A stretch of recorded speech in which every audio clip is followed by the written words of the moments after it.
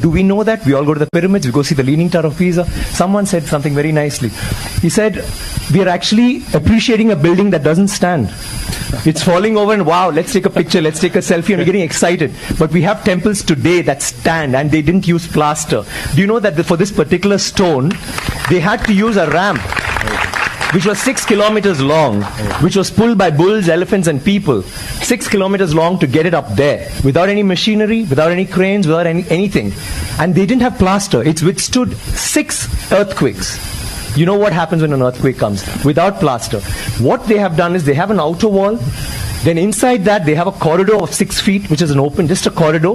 And then they have another structure inside which goes all the way to the top, which is why they can withstand earthquakes, which is why they stood so long.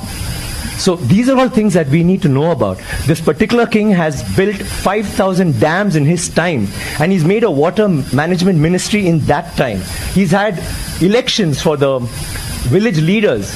He's asked them to name cities after women. Why should it only be men? Why can't it be named after a queen? And they've had hospitals, free hospitals, and